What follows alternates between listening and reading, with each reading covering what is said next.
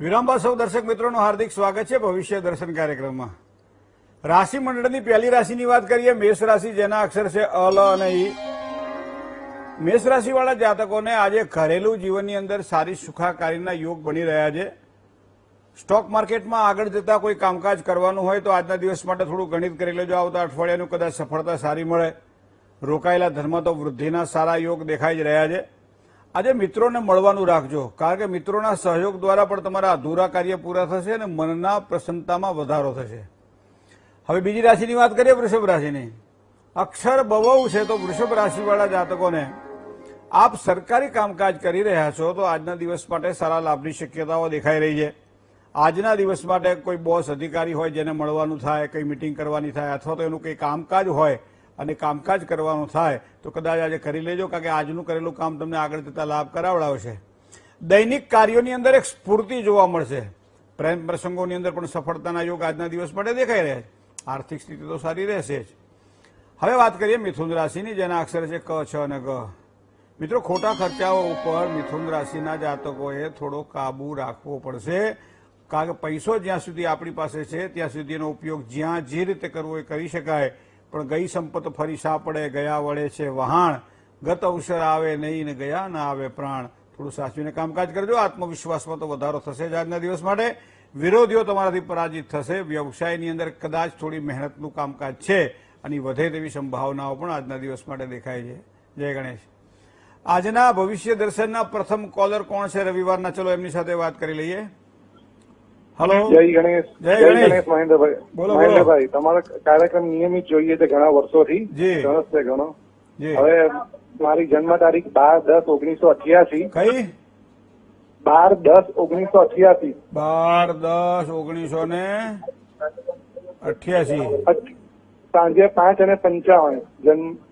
17:55 બરાબર। જન્મ સ્થળ અને જન્મ સુરત। સુરત। શું પ્રશ્ન હતો આપનો? મહેન્દ્રભાઈ, કઈ કામ જ નથી થતું ઘણા વર્ષોથી, સ્થિતિ એવી જ છે। નથી લગ્નની વાત આવે પણ કઈ વાત થાય નહીં, લગ્ન ક્યારે થશે, ઘર ક્યારે થશે, આર્થિક સ્થિતિ સુધરવાની જગ્યાએ ઘણા 15-20 વર્ષથી એવી ને એવી જ છે, હોલ્ડિંગના નીચે જાય છે। 38 વર્ષ થયા ને? હા, ઉપાય બતાવો કે બધું ક્યારે થાય, કોઈ કામમાં સફળતા નથી મળતી। રાહુર દાનવ મંત્રી ચ સિંહિકા સિંહિકા ગર્ભ સંભૂતમ ની વાત કરી ને રાહુની, તો રાહુર દાનવ મંત્રી ચ સિંહિકા ગર્ભ સંભૂતમ, બરાબર। તો આ 12મા સ્થાનમાં જયારે હોય, 6ઠ્ઠા સ્થાનમાં જયારે હોય ત્યારે, 8મા સ્થાનમાં હોય ત્યારે પણ આ રાહુ પીડાદાયક બને છે। અને એટલા માટે જ કદાચ આપણા જ્યોતિષીઓએ આ રાહુને એ પિતૃઓનો કારક ગ્રહ માન્યો છે। આમ રાહુ એટલે સામાન્ય રીતે જેને કહે ને કે ભાઈ એક ધુમાડો જેને પકડી ન શકાય, એટલે છાયા ગ્રહ કયો છે આપણામાં। હવે છાયા ગ્રહ હોવા છતાંય જયારે 12મા સ્થાનમાં હોય ત્યારે કાં તો નોકરી ધંધામાં નુકસાન કરાવડાવે, લગ્ન યોગની અંદર ખાસા નાના મોટા પેલા અડચણો ઉભી કરાવડાવે, પારિવારિક સમસ્યાઓ ઉભી કરાવડાવે। આ બધી શું કામ ખબર છે? અને એટલા માટે આપણા શાસ્ત્રમાં એવું લખ્યું કે ભાઈ તમે પિતૃદોષની પૂજા કરો, અને અથવા પિતૃદોષની પૂજા ન કરવી હોય તો 12 મહિનાનો એક વ્રત લઈ લ્યો કે 12 મહિના સુધી દરરોજ સવારમાં પીપળે જઈ અને હું જળ ચડાવીશ, પણ ખાલી એટલું પાણી નહીં, એક ચપટી તલ પણ અંદર નાખવા પડે। અને બીજું, પીપળે આપણે દીવો કરીએ ત્યારે એને યાદ કરી પિતૃઓને પ્રસન્ન કરવા પડે।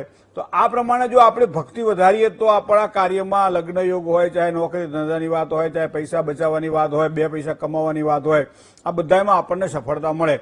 હવે બીજી વાત તમને કહું કે લગ્ન ન થવાની પાછળનું બીજું કારણ તમને કહું કે એક તો ધન રાશિનો શનિ જે છે એ 10મા સ્થાનમાં છે, અને ઘણી બધી કુંડળીઓને જોયા પછી એવું કહી શકાય કે શનિ મહારાજ જ્યાં દ્રષ્ટિ કરતા હોય ત્યાં હંમેશા લગ્ન યોગમાં વિલંબ કરાવડાવે। તો શનિ મહારાજની 10મી દ્રષ્ટિ 7મા સ્થાન ઉપર પડે છે, જે લગ્ન યોગમાં વિલંબ કરાવડાવે। તો આ એક યોગ આ બની રહ્યા છે।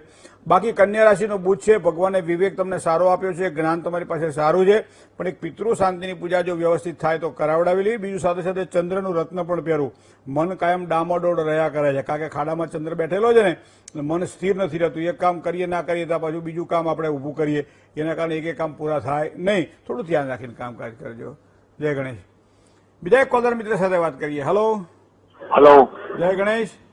જય ગણેશ બાબુ। જી। ગુરુજી, મારે મારી દીકરી વિશે પૂછવું છે। હા, એકચ્યુઅલી અમે અત્યારે પેલા મુંબઈ હતા 35 વર્ષ, હવે અમે સુરતમાં શિફ્ટ થઈ ગયા છીએ 2-2.5 વર્ષથી। બરાબર। મારી દીકરીનું નામ છે જાનવી વાઘેલા। બરાબર। ગુરુજી એની જન્મ તારીખ છે 14/10/2002. 14/10/2002 સમય સમય છે 13મી રાત ને 14મી સવાર 2 વાગે, પરોળીએ 2 વાગે સવારના 2 વાગે, જન્મ સ્થળ મુંબઈ નાણા સોપારા. અચ્છા, હવે શું પ્રશ્ન હતો દીકરીનો જાનવીનો? ગુરુજી એવું છે કે એની સગાઈ થઈ ગઈ છે વ્યવસ્થિત. હવે આ વર્ષે અમારે લગ્ન લેવાના છે, તો કયા મહિનામાં લઈએ અને કેવી રીતે લઈએ અને એનું કઈક આ અમને બતાવો. 50 રૂપિયાનું પંચાંગ બજારમાંથી લઈ આવો અને મુહૂર્તો બધા લખેલા હોય જોઈ લો. હારા હારા આપડા ગુરુજી એને કઈ વિધિ કરાવવાની નથી ને આપણે દીકરીની. મંગળ અને સૂર્ય છે, સ્વભાવમાં થોડા તેજ છે દીકરી ભાઈ, વિશેષ કોઈ ચિંતા કરવાનું કારણ નથી. બાકી તો શુક્ર તુલા રાશિનો છે. એ જયારે લગ્ન કરી અને સાસરે જાય એ પેલા એક કંકુ પગલા એને તમે લઈ લેજો, કારણ કે દીકરીના ભાગ્યથી તમારું ભાગ્ય ઘડાયેલું છે. તો દીકરીનું ભાગ્ય એ પણ અકબંધ રહે અને આપણું ભાગ્ય પણ બદલાય નહીં. એના માટે દીકરીના આશીર્વાદ તમારા માટે જરૂરી છે. લગ્ન થાય ત્યારે દીકરીના કંકુ પગલા લઈ લેજો. બાકી કુંડળી ખૂબ સારી છે. જય ગણેશ. કર્ક રાશિથી માંડી અને મીન રાશિ સુધીના જાતકોનો કેવો રહેશે આજનો દિવસ વાત કરીએ નાનકડા